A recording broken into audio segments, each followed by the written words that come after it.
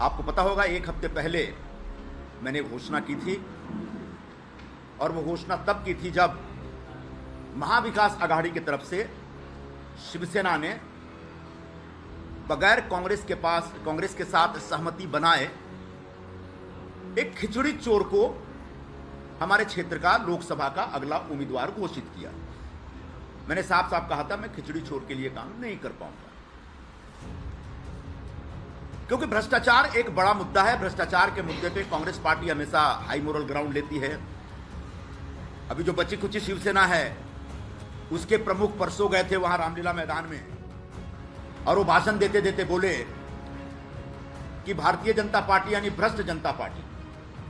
तो भ्रष्टाचार अगर आपका इतना बड़ा मुद्दा है तो जिस व्यक्ति के खिलाफ ईडी का केस लगा है, जिस व्यक्ति के ऊपर खिचड़ी चोरी का आरोप है, जिस व्यक्ति ने सप्लायर से 1,60,00,000 की दलाली ली है बाई चेक, उसको आप किस मुंह से उम्मीदवार बनाते? मैंने यही मुद्दा खड़ा किया था और मुझे लगा था कि मेरी पार्टी जो दिन रात भ्रष्टाचार के मुद्दे पे सभी लोगों को नसीहतें देती रहती है, शायद इस विषय को समझेगी, लेकिन मेरी पार्टी ने भी नहीं समझा। और इसलिए मैंने कल घोषणा की थी, जब मुझे पता चला कि ये कोई एक्शन लेने का मूड में है, तो मैंने कहा काहे के लिए अपनी स्टेशनरी वेस्ट कर रहे हो, मैं कल सब अनाउंसमेंट कर दूंगा। मैंने रात को 10:40 पर खड़गे जी को अपना इस्तीफा भेज भी दिया था और मुझे लगता है कि उसके तत्काल बाद शायद उस इस्तीफे में कुछ ऐसे शब्द थे, ऐसा मेरा एक्सप्रेशन था, उनको लगा कि कुछ ज्यादा हो जाएगा अगर हम चुप रहेंगे, तब उन्होंने इस प्रकार का एक फैसला किया। मतलब A4 साइज का एक कागज कांग्रेस पार्टी ने आखिरकार बर्बाद कर दिया, ऐसा मेरा मानना है। अब रह गई बात, कांग्रेस पार्टी ये सब क्यों कर रही है? कांग्रेस पार्टी इस समय एकदम से संरचनात्मक ढंग से देखा जाए तो बिखरी हुई पार्टी है। वैचारिक तौर पर तो दिशाहीन है, ऐसा कई लोगों ने कई बार कहा, कांग्रेस पार्टी के लोगों ने ही कहा, लेकिन संरचनात्मक तौर पर एक पूरी तरह से बिखरी हुई पार्टी है।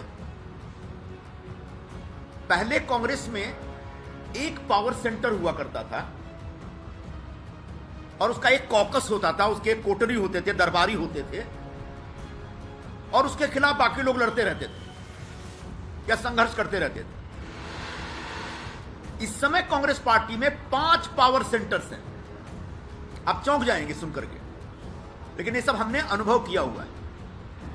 अब पूछेंगे 5 पावर सेंटर कौन कौन से हैं, और पांचों के अपने कॉकस है, पांचों की अपनी लॉबी, और उसका एक कॉकस होता था, उसके एक कोटरी होते थे, दरबारी होते थे, और उसके खिलाफ बाकी लोग लड़ते रहते थे या संघर्ष करते रहते थे। इस समय कांग्रेस पार्टी में 5 पावर सेंटर्स हैं। आप चौंक जाएंगे सुन करके, लेकिन ये सब हमने अनुभव किया हुआ है। अब पूछेंगे 5 पावर सेंटर कौन कौन से हैं, और पांचों के अपने कॉकस है, पांचों की अपनी लॉबी है, और पांचों की जो लॉबी है वो आपस में टकराती रहती है, एक दूसरे को मारने में लगी रहती है। और उसमें बहुत सारे लोग, हमारे जैसे लोग जो किसी भी लॉबी का कोई बाहरी हिस्सा नहीं है, वो अक्सर तकलीफ में रहते हैं। और मैं अकेला नहीं, ऐसे लाखों लोग हैं कांग्रेस पार्टी से जुड़े। तो जो 5 पावर सेंटर है उसमें सबसे पहले तो परम आदरणीय सोनिया गांधी जी का एक पावर सेंटर है, उनके आसपास के लोग हैं। दूसरे आदरणीय राहुल गांधी जी का भी एक अपना पावर सेंटर है, उनके आसपास भी एक कोटरी है जो अपनी दुकान चलाता रहता है। फिर बहन जी की भी एक अपनी कोटरी है, वो अपने ढंग से एक्सर्ट करती रहती हैं, अपना पावर एक्सर्ट करती रहती हैं।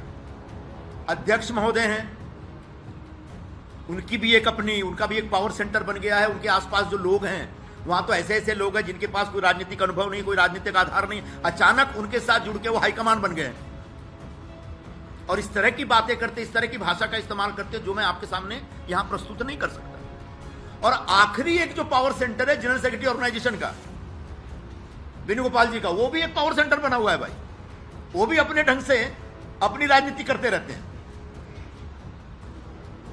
जब हिंदी बोलते समझ में नहीं आता, अंग्रेजी बोलते समझ में नहीं आता, मलयाली हमको समझ में ही नहीं आता। एक ऐसा आदमी पिछले इतने वर्षों से बैठा हुआ है और संगठन लगातार गर्त में जा रहा है। अगर आप ये वीडियो YouTube पर देख रहे हैं तो हमारे चैनल को सब्सक्राइब करें और बेल आइकन को दबाना ना भूलें। अगर आप फेसबुक पर ये वीडियो देख रहे हैं तो हमारे पेज को लाइक करें।